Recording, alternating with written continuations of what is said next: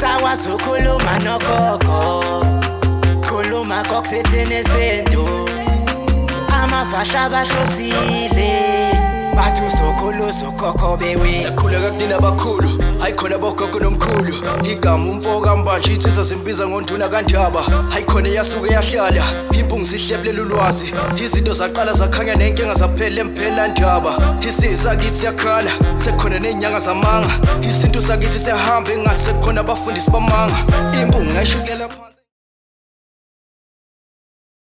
Ihola lela Zulu, ihola lela abantu bengiphethe ngezwe lethu. Siyazi zizwe zivungama ngawe njengezinyoni, sishe zinyoni, sisha mahlokohloko. Ayicekezele insimu kadingana nosenza ngakhona. Ayiqedile mamo sizwa ngomyayeza kandabuko. Kwathi ngithi kunina benkashana kamenzi yaphuza umlaza ngameva yaphula umlilo ngamahlamvu abanye bocima ngamanzi. Nina belembele qamanya amalembe ngokukhalipha usishaka kashayeka ngemanzi ngisaba ukuthi ushaka. Ushaka kuyinkosi yasemashobeni ngiyakhuleka umhlaba wonke. Nasendaweni zonke nje la khamba kufinyele khona lo mfanekiso oqoshiwe. Makukuthi umusha kule channel ibizo lami ngumlekeleli umfoka mbanjwa. Ngumshana wakwaNcobo ofuze fulele omashiya amahla ngathi azoshumayela. Ngumzukulu kaMdumo igaba elimabanga lizalo uthumbu la tshatatsha utshatatsha kapheshe. Upheshe kaMaguyane uMagwene kaVaphi uVaphi kaNokhona. Kuhlala kuyintokozo ke kumina ukuthi ngifike la ku channel ethe enkulu impunga yesintu TV. La sifundisana khona isintu sichushisane ngezinye zezinto ezithinta isintu sethu. La ngikhona ke mina ngikwaZulu Natal eThekwini. Enkabeni yali eThekwini ngisemPhelandaba. E4th floor lapha ku West Walk office number 420. Esigodlweni sempunga yesintu. Okwamanje sisekhona. Mhlawumbe ngelinye ilanga kubalekile ukuthi ke ngifike ngichaze ngohambo engilihambile. Nanokuthi kungani ngibe nesigodlo esila eBhilidini. Kwangeyona inhloso yami. Mina ngangazi ukuthi ngizitholela ihhovisi. Ngoba mabefika omkhulu basho njalo ukuthi angitholi ihhovisi. La ngizohlala khona phansi nabantu ngikhulume nabo. Washo ukuthi ngoba inkani ayisiphelile ngakwenza lokho. Unomuntu ke namuhla yena inkani ayikapheli kuyena. Ufuna ukuthi azanqamuka umlenze. Ufuna ukuthi azavale kamehlo. Ufuna ukuthi azakhumuke wonke amazinyo. Ufuna ukuthi azalahlekelwe ikona konke nako. Bese kube ima evuma ukuthi abantu abadala bamthume. Weba futhi nodadewethu ayikho into ebaluleke njenganokuthi abantu abadala uma bekhuluma uzihluphe ngento abayikhulumile. Njengoba ke nami ngila eMphelandaba enkabeni yeTheku, ingoba vele lo msebenzi wabantu abadala kwangeyona inhloso yami. Ngihlezi ngilishumayela lelo vangeli ukuthi mina ngahamba ngayofunda. Konke ngikwenzayo njengamanje kwabantu abadala okuyisiphiwo. Kwangeyona inhloso yami. Ngangingazi ukuthi ngogcina ngikwenza. Mina ngangazi ukuthi ngizodlalela ehhovisi ngiphenduke nesihlalo ngisebenze. Kodwa abantu abadala bathi bona bangifumbathisanga lokho. Bangifumbathisa ukuthi ngiphilise abantu, ngiphilise isizwe sikaphunga noMageba. Ingakho namuhla ngikwazi ukuhlala ngithatha isikhathi sami ngenza umfanekiso eqoshiwe. Ngiphilisa abantu umhlaba wonke. Ubizo labantu abadala. Ziningi izinto ezazikude nami. Uma kuukuthi ulizwile ihubo engilihube ngingena. kuloyo ongazi ukuthi la kuphi le hubo, yihubo leli lapha elihlabelelweni zamaNazaretha. Sengikhohli ukuthi ihlabelelo sesingakhi. Sabhala uShembe. Into ke yenziwa uShembe uvela uyibone nje ukuthi le yayingenziwanga umuntu, ngoba uShembe akayena umuntu. Namhlanje ngifuna ukuzocacisa lapho bafowethu ukuthi uShembe akayena umuntu. Yabona uma ubuka impunga yesintu, abantu abaningi mabehlangana nami sibonana ngamehlo enyama, bavele bathi hawu wamncane kangaka. Impunga yesintu yikhehle likumina eliphila kumina ngaphakathi. Iyona ekwazi ukuthi isebenze ngami, ikhulume ngami. Ngenzela ukuthi wonke umuntu obukele acaciseleke mangiqala ngithi uShembe akayena umuntu. Kufanele ukuthi wazi ukuthi makukhulunywa ngoShembe akukhulunywa ngesiqu, kodwa kukhulunywa ngomoya okuleso siqu. Uyabona la imphelandaba uShembe ukhona, nala ukhona uShembe ukhona, ngoba uShembe akusona isiqu kodwa uShembe umoya. Ingakho makukhona inkinga ekwehlelayo uma uthi Shembe, bese leyo nkinga ekade kwehlela uyahlengeka kuyona ingasakwehleli. Kuyehluka uShembe ukumbiza. Ukhona umuntu othi umembiza uShembe angambizi ngeqiniso, kungenzeka ungasizakali ngoba umbizi ngeqiniso. Kungenzeka futhi umbize ngeqiniso, kodwa kube ukuthi imiyalo yakho uShembe akuyala ngayo, uyehluleka ukuyigcina, uyayidelela ngamabomu. Yabona uShembe mefika wathi akugcinwa isabatha, wayesebhala esihlabelelweni engeke ngizwe abantu umuntu ahlabelele nje ngenkulu injabulo, esithi abadumazi isabatha bafe nokufa. Ahlabelele kamnandi umuntu umbone ukuthi akasizwa nokuthi isithini lehlabelele, uyahlabelela nje. Izona zonke izinto lezi ezingagcina ziba imbangela yokuthi uma ulibiza legama likaShembe bese lingakusebenzeli. Uma uyiNazaretha noma uma uhamba kwinkolo kaShembe okhokho bakho bakuthuma khona, noma umuntu ophila ngokwesintu, isibhama usiphathi angisezwakali kahle, angisezwakali kahle, ngoba kunabantu abazi ukuthi bona mabamakholwa kufanele bagaxe isibhama. Ngeke uShembe akwazi ukukuvikela uphathe isibhama.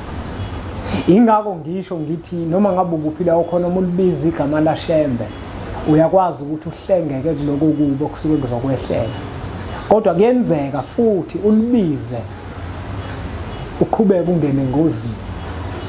Ingoba uwena umthelela. Ezinye zezinto eziyimthetho uShembe azimisa awuzenzi wena, uyazidelela. Njengoba ngisho nje ngithi isibhamu awusiphathi isibhamu uma kuwukuthi uyiNazaretha, awuvumelekile ukuthi uphathe isibhamu. Kodwa ngoba abantu sebenza izinto ngendlela abayithandayo, abasalawulwa umthetho kaNkulunkulu, bazilawula bona. Ingakho abantu sebekwazi nokuyithola intethelelo ezintweni ezibhedayo abazenzayo, bathi cha lokhu uyakwazi ukuthi ukwenze. Isibhamu usiphathe isibhamu ngaphandle komuntu osebenzayo. uShembe kukhona uhlelo oluthile olwenzama ukuthi usebenza ngesibhamu. Mhla usuresignile emsebenzini kunemigudu ekufanele ukuthi uyilandele, uyohamba uyokhuluma nomshumayeli wakho, uyokutshela yena ukuthi yini ekufanele ukuthi uyenze, ukuthi leyo nkinga owayidala ukuthi uphathe isibhamu uyiNazaretha uyilungisa kanjani. Nanethongo ke nje alisifuni isikhafula mlilo, ngoba isikhafula mlilo okhokho bethu badutshulwa ngazo lezibhamu, okhulukhulwana badutshulwa ngazo lezibhamu, bedutshulwa amabhunu. Wena usuyasithatha isikhafula mlilo uyoshisela impepho. ushisela kanjani isibhamu impepho. Nalento engeke ngiyibone yenziwa abantu, uthola ukuthi umuntu uyahamba uyendlini yabantu abadala, uye esibayeni angene egaxa isibhamu. Wenzelani into enjalo? Isibhamu endlini yabantu abadala singeni, isibhamu esibayeni asingeni, isibhamu kwaShembe asingeni. Uma kuwukuthi umuntu uyakholwa kwaShembe noma usacabanga ukukholwa kwaShembe, kufanele wazi ukuthi uma ungena ethempeleni isibhamu asingeni ethempeleni, ngoba uShembe akasifuni isibhamu, futhi uma uphatha isibhamu uShembe akakwazi ukukuvikela kusona. Akufanele bafowethu sikhohlisane, ngoba umhlaba wonke usuyamazi uShembe. Abantu bayathunywa, abantu basemakubo kwaShembe. Yingakho kubalulekile ukuthi sibatshele izinto ekuyizona, singabatsheli inkohliso. Yingakho futhi namuhla ngithaka ngizokhuluma ngoShembe nendaba kaShembe, ngoba abantu abaningi indaba kaShembe bayibuka njengendaba yasemasontweni, abasonta kuona bayiqhathanise nawo. Kanti into kaShembe akuyona into ekufanele ukuthi abantu bayiqhathanise namanye amasonto, ngoba kaShembe akukhona esontweni. Uma kuwukuthi uyakholwa enkolweni okholwa kuyona, musu ukwenza iphutha uqhathanisa inkolo kuyona nenkolo kaShembe. KwaShembe akukhona esontweni, la usonta khona ikesontweni. Wena uphethwe umfundisi, uShembe akayena umfundisi. uShembe umkhulu womkhulu.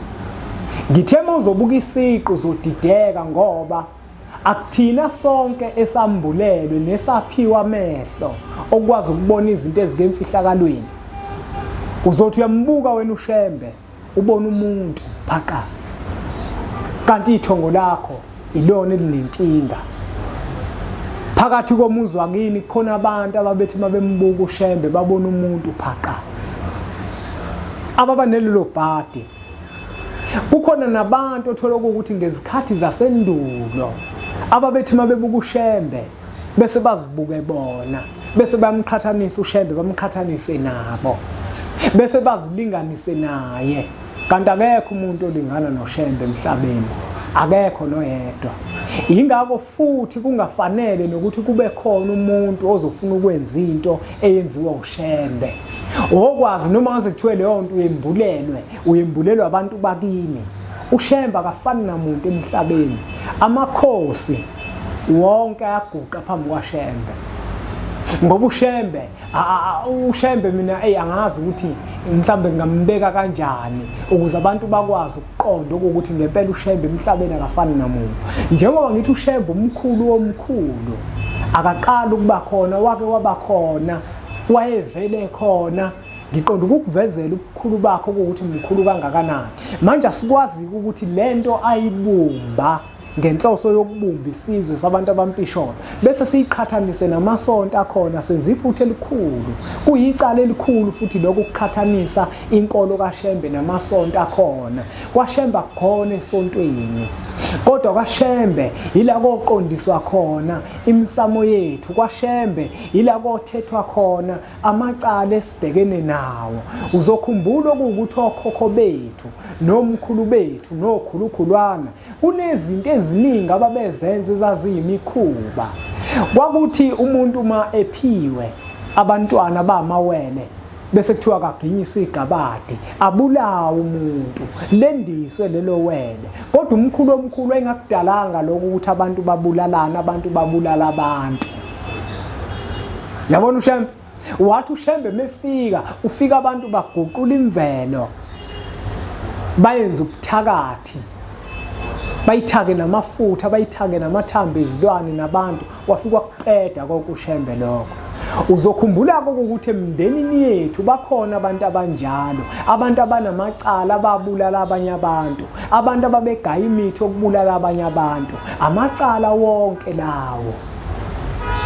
uShembe kothe mefika emhlabeni uzosilekelela ezintweni ezinjalo ukuthi lawo macala sikwazi ukuthola indlela yokwalungisa, sikwazi ukuxegiseleka kuwona lawo macala, ukuze nathi sesiwalungise emagcekeni obaba bethu nomkhulu bethu bese ayakwazi ukuthi alungiseke.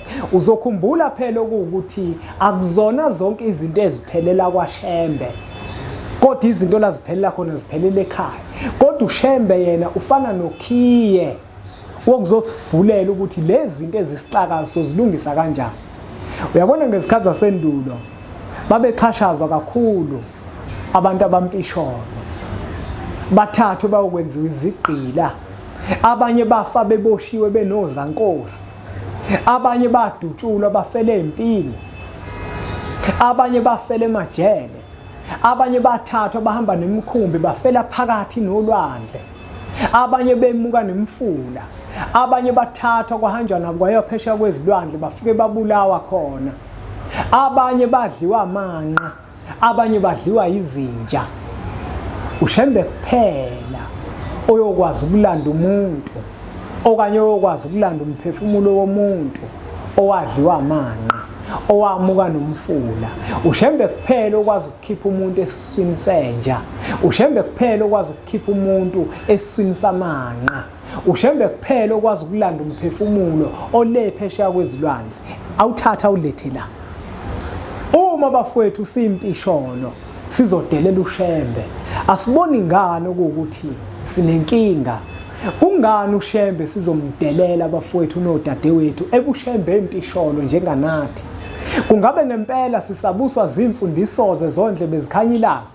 Abathi mabefika ondlebe ezikhanya ilanga bazositshela ngenkolo basethulela inkolo.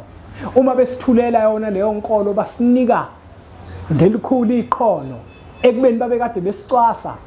Manibheka nina lenkolo abasinikeza yona ondlebe ezikhanya ilanga kwakuyinkolo yokuzosisiza noma kwakuyinkolo yokuzosibhubhisa siphele nya? Le Bhayibheli esilibambe ngeqhono kangaka sithi thina sikholelwa kulona le Bhayibheli. Manibheka bafowethu nodadewethu, kungabe ngempela kufanele sibambelele kulona? Njengoba lisixove kangaka, sithini sike sizibuzeni konke lokho ukuthi kungani iBhayibheli lisixove kangaka, siphikisane sodwa silwe sodwa. Webafowethu ningabomgxeka uShembe. uShembe bafowethu ujule ngaphezulu kokwenza. Ujule ngaphezulu kokwenza uShembe. Obheka ngoba mefika uShembe wafikele emakhosini. Uma efikele emakhosini wafika waqhakambisa inhlonipho. uShembe wayengayikhuluma indaba kaMkhulu womkhulu phakathi kwesizwe, inkosi ingavumanga. Amanye amakhosi ayemxosha uShembe. Kulawo makhosi omkhulu babo noma okhokho babo abamxosha uShembe esizweni sawo, kubalekile ukuthi bagqube inkomo bayocela intethelelo ukuthi omkhulu bethu bakuxosha Shembe ufikile phakathi kwesizwe, ngoba kuyicala lokho. Uma nje kuukuthi kunomlando wazi ukuthi inkosi yakini yake yaxosha uShembe, kubalekile ukuthi wena nkosi ehlele esihlalweni uyigqube inkomo uhambe uye kuShembe uyobacelela intethelelo. Omkhulu bakho makuhomkhulu, okhokho makuhokhokho, okhulukhulwana uma ukwakwade kokhulukhulwana abaxosha uShembe, ngoba uShembe umkhulu womkhulu.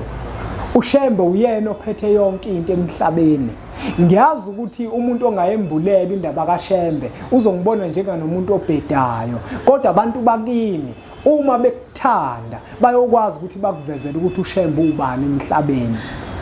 Yabona uShembe bafowethu nodadewethu, uma nje phakathi komuzi wakini kukhona ithuna, uShembe mdinga na kanjani? Uma kukhona ithuna egcekeni lomuzi wakini uyamdinga uShembe. uShembe uyena kuphela okwazi ukukhipha umuntu ebhokisini uma wayengcwatshwe ngebhokisi. Omunye umuntu kuzozibuza ukuthi kungani ngingangcwatshwa ngebhokisi, ngoba abantu sebebuka esikhathini sanamuhla kufihlwa abantu ngebhokisi. Umuntu uma eshonile uyatshalwa ukuzamile. Umuntu bafowethu nje akangcwatshwa ngebhokisi, kodwa manalenza lelo phuthu uShembe kuphela okwazi ukulungisa into efana naleyo, amkhiphe umuntu ebhokisini esangcwatshwa ngebhokisi, amkhiphe uShembe. uShembe ke bafowethu uyena lekuthiwa umkhulu womkhulu. Kunesihlabelelo lapha nezihlabelelweni zamaNazaretha esithi sengiyahamba weguqabadele, yelula isandla sakho ulibusise lolu hambo lwakho. Bafowethu, ngoba ngezikhathi zasendulo mawufunda lapha enqolobaneni, inqolobane yesizwe, kukhona indaba exoxwayo ngoguqabadele. Uyabona uma umuntu ojulile nozambulelwa izinto uzobona ukuthi uguqabadele kwakubani, ngoba uShembe wengeke azibize ngomuntu. Uguqabadele bamakhela itulo bafuna ukumbulala, ngoba uguqabadele kwakuthi makufika abantu kuyena beguqa phambi kwakhe becela, konke ababekucela kwakwenzeka. Babefika nemfuyo bezobonga, base behlangana ngokungayithandi leyo nto, ukuthi kungani lo muntu akhuluma into yenzeke. Bamakhela uzungu, bathi besahlangene kanjalo befuna ukumbulala kwavele kwehlika ifu, lafikela membozi uguqabadele lahamba naye kuze kube namhlanje ithuna likaguqabadele alikho. Kodwa makufika ubhombela isitimela samampondo uthi guqabadele lulisandla sakho ulubusise uhambo lwami. Ufuna uzibuza ukuthi uguqabadele kwakubani. Angizungena kakhulu lapho ngigxile. La ngikhona ngike kutheni bafowethu nodadewethu. Uma umpisholo kukhona ithuna kini. Ngayidelela indaba kaShembe. Indaba kaShembe ekamkhulu womkhulu. Indaba kaShembe yawo wonke umuntu ompisholo phakathi kwesizwe esimpisholo. Indaba kaShembe indaba yamathamba alele phansi kothuli lomhlaba. Bonke uShembe afika ukukhuluma kuphila emathambeni alele phansi kothuli lomhlaba. Nanti-ke iphutha elenziwa abantu. Uma umuntu eselandela indaba kaShembe uyawudelela umsamo wakubo. Udelela kanjani umsamo wakubo? Udelela ngokuthi angasawunaki, acabanga ukuthi zonke izinto uzozithola kuShembe. Kanti uShembe uyena owadala ukuthi izinto uyozithola ngomsamo wakini. Yena uShembe uyokulekelela ekutheni ukwazi ukuqondisa umsamo wakini. Bese uyaphahla kuona, uthethe kuona umsamo, ushisa impepho, manishisa impepho. Niyenze imisebenzi. Bese okhokho bakho bakwazi ukuthi bakwenzele izinto. uShembe unika amathonga amandla ukwazi ukuthi akwazi ukusenzela izinto. Uma thina sizokhohlwa ibona okhokho bethu nomkhulu bethu, indaba yethu iyofana nokuthi ayikho. Kunezinto ke bafowethu nodadewethu. Athi uShembe mefika wafike wazikhuluma. uShembe uma umuntu eseyinazaretha akaphuza utshwala. Uma futhi uyinazaretha awubugayi utshwala. Kodwa leyo nkulumo akufanele ukuthi uyithathe njengengane. Kufanele ukuthi ujule okuthi uShembe wakubeka ukuthi uma uyinazaretha utshwala ubugayi. Uzophuza kanjani vele utshwala uma uyinazaretha ngoba inazaretha liphuza utshwala. Uzobugaya kanjani utshwala uyinazaretha ngoba inazaretha vele utshwala liphuza. Nako kubalekile kufanele ukuthi ukubambe. Kuyenzeke emndenini wakho kube khona umuntu ozokuyalela indlela kaShembe, uyena oyinazaretha, kodwa abanye abantu abawona amanazaretha. Uma wena usuyilandelile imigudu yonke kufanele ukuthi uyilandele, bonke abantu bakini babe sebephenduka bebe amanazaretha ngale kwethuna. Ngeke nibugaye utshwala ngoba umuzi wamanazaretha.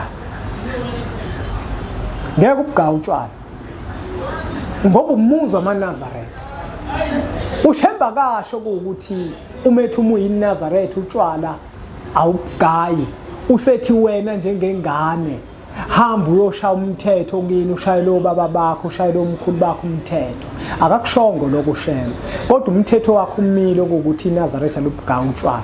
Akuthina-ke sonke othola ukuthi sizalwa abantu abamanazaretha, ngoba bakhona abantu othola ukuthi emndenini wabo akukhona oyedwa umuntu wayephuza amankwebevu. Labo bantu bamanazaretha bonke angeke ke babugaye utshwala. Ngabe benza iphutha babebugaye utshwala ekubene engekho umuntu ophuza utshwala emndenini wabo, bonke bamanazaretha. Njengoba silaba fowethu kuShembe sizokhonzela omkhulu bethu, sizokhonzela ogogo bethu. Yila sizokwazi khona ukuthi uNkulunkulu asilekelele ekutheni nalaba bekade bedakwa mankwebevu kufika isikhathi sokuthi bawayeke bese bayagezwa bahlanjululwe bese siyayeka ukugaya utshwala. Kodwa uma kuwukuthi abakabiyeki utshwala awukwazi ukuthi uzothi wena ngoba nakuthi ugqoka ingubo emhlophe bese uthi utshwala ngeke ubugaye kini. Kufanele ukuthi utshelwe yibona abantu abadala ukuthi utshwala saphuzi thina uma nenza umsebenzi ningasagayi ngoba utshwala iyona nto ababenandisa ngayo abantu abadala. Manje ezinye zezinto bafowethu kubalekile ukuthi ungagijimi. Usho njalo uShembe kwenye yamadoda eyayihamba namadoda akamjadu ewabizile uShembe. Empeleni akuyena uShembe wayabizile, iwona lamadoda awayekade ebenesifiso sokumbona uShembe. Abesecela ukuthi awahambe ayokhonzelwa kuShembe ukuthi acela ukumbona ngoba lamadoda awayengayihoyi indaba yenkolo. Uma lamadoda uShembe sewalindile kuthiwa kukhona eyodwa yakoshamase indoda kaMkhwanazi eyafika kamuva. Mayifika uShembe useyayibuza ukuthi hawu kade uhleliphi Mkhwanazi, engakazi atshelwe lutho uShembe ngomkhwanazi ngoba vele uShembe uyise wabo bonke abantu, akekho umuntu angamazi. Ingaka akwazi ukumgagula ukuthi Mkhwanazi kade uhleli kuphi. Waphendula wathi uMkhwanazi, nceke yenkosi benge ngigijime ngiza kuwe ngoba wena lakho uhambo lude, umunyuka intaba ugijima uba nephika. Wabe sethi uShembe Mkhwanazi ngoba ukwazile ukubona ukuthi lo hambo lwethu thina boShembe lude, kusukela namhlanje awusena uMkhwanazi, usuzoba umkhiwane mana ngentaba. Engisho ukuthi ke bafowethu nodadewethu uma ufika kule ndlela kaShembe nyathela kahle ngonyawo lonwayo, ungagijimi ngoba ukugijima kwakho uzofika uyithola imithetho ukuthi uma uyiNazaretha awubugaya utshwala bese uyagijima uyekhanga elikhulu ijubane ufika ushayela abazali bakho umthetho utshwala busagaya lekhaya. Umzali uNkulunkulu kuwena. uShembe uthi asibahlonipha abazali. Ubona kungasekho iqhege emzini wakho nifana bancane ngokuba nigcina umthetho ukuthi hlonipha uyihlo nonyoko. Uma abazali bakho ukuthi bona abawona amaNazaretha bethi basa ngeSabatha uyabahlonipha ukwenze lokho. Hayi bafowethu angiyibambe la ngesimo sesikhathi, ngifuna ukuthi nawe uyilandele kahle. Soyiqhubha ngelinye ilanga, soyiqhubha indaba kaShembe bafowethu ngelinye ilanga. Sobuya ke manje indaba kaShembe sesizoyikhuluma bafowethu, sesichaza manje ukuthi indaba kaShembe kungani amakhosi wonke akhona kuwaphoqe ukuthi alandele uShembe. Wonke amakhosi akhona kuyawaphoqa ukuthi alandele uShembe. Sobuya sizochaza ukuthi kungani amakhosi wonke kuwaphoqa ukuthi alandele uShembe. Inkosi engamlandeli uShembe inecala kokhokho bayo. Kusho mina impunga yesintu. Inkosi engamlandeli uShembe inecala. Kufanele ishintshe ukuqalaza. Sizobuya sizochaza ukuthi kungani amakhosi kwaphoqe ukuthi wonke alandele uShembe. Kulungile. Asiqhubeke sisubscribe kwi-channel ethu enkulu impunga yesintu TV. Sithathe imfanekiso eqoshiwe sidlulisele kwabanye abantu ngoba nakubona izoba usizo olukhulu. Bese sithi nje impunga